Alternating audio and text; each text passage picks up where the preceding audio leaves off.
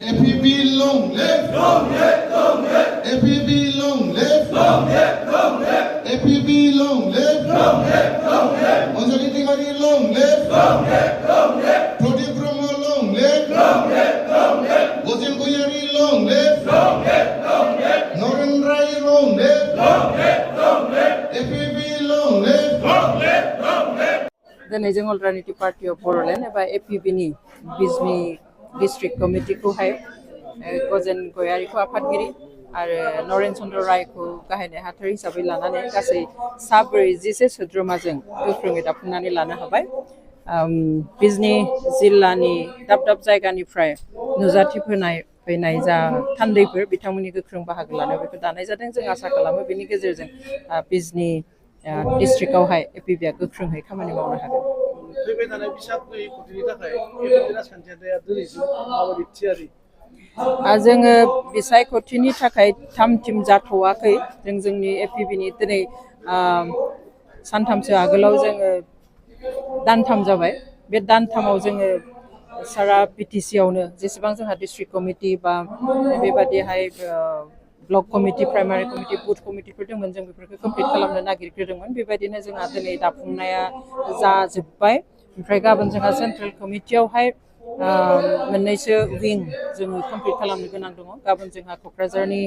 head अफिसाव बे दानाया जाफुंगोन सेन्ट्रेल वुमेन विं युथ विं आरो माइन'रिटि सेल आदिबासि सेल आरो ओबिसि सेल बेखौ दाफुंना लानायनि उनाव गाबोननि जितु CWC काम जेनेरेल मिटिं दङ बे दाफुंना लाखांनायनि उनाव जोङो लासैहै जोंनि गासै फैगौ बिसायख'थिजों रिलेटेड गासैबो बाथ्राफोरखौ जोङो सावरायलांगोन जेब्ला एपिबि राजखान्थि हान्जाखौ दाजेनदोंमोन गुबैयै एनडिएफबिनि प्रब्लेमनि थाखायनो बेखौ सल्भ खालामनो बिथांखिजों दादोंमोन बेहाय जों समाजारि बिजोंबा माखासे बेरेखा हान्जानिफोरा एनडिएफबिनिल' थाखाय दानाय राजखान्थि हान्जायाव गुबुन हारिनि सहाय मोननाय नङा होनदोंमोन नाथाय जों नुनो मोनबाय थादों गोबां गुबुन हारिनिबो हेफाजाब होदों बे बेलायावहाय मा फोरमायगोन नङा जों मालाबाबो खालि एनडिएफबिनि इस्युखौल' लानानै बेखौ दादों होननानै जों मालाबाबो बुङाखै नोंथांमोननि जुदि गोसोआव दङ 2 एप्रिलाव 2 एप्रिलाव जेब्ला जोङो लन्च खालामदोंमोन आंनि खालिनि स्पिच आंनि जितु बाइट होनाय बेयाव नोंथांमोना खोनागोन जे जोंहा जितु थाखानाय जि सासन बेबस्था दङ बेनि जोंहा दिनै रैखाथि होनो गोनां दङ जोंनि यां जेनेरेसनफोरखौ रैखाथि होनो गोनां दङ रां आरो नंखाय बुंनायनि सायाव जोङो राजनिति खालामो बेफोर खोथाखौ जोङो बुंखानाय जादों बेवहाय बेयाव इस्युआ एनडिएफबिनि थाखायल' नङा नंगौ जे एनडिएफबिनि एक्स एनडिएफबिफ्रा बेखौहाय दानानै होदों बिथांमोनहाबो मोन्थाय दङ जे थांनाय गोलाव सम 34 सम बिथांमोना बर' रायजोनि जौगाथायनि गावनि खुंथायनि जा सिमां नुदोंमोन गासैबो बिथिङाव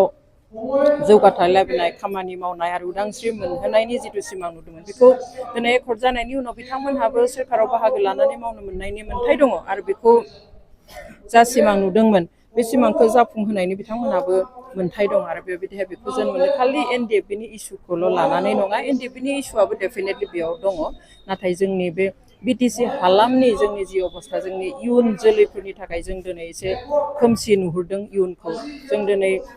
यां जेनेरेसननि जि इयुन जोंनि बिटिसि बेबस्थायाव बेखौहाय जोङो दिनै लोरबां नुहुरदों खैफोद फैसि नुहुरदों बेवहाय जोङो एपिबिखौ मोनसे बिबान हिसाबैसो लानो थाखाय जों फैदों बेयो खालि पावार बा गादिनि थाखाय नङा नाथाय मोनसे मुभमेन्ट मोनसे बिबान हिसाबै जों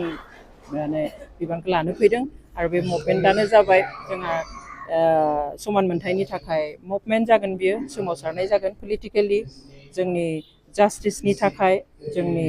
गोजोर जौगाथायनि थाखाय आरो जोंनि गोजोर सान्थिनि थाखाय थेंक इउ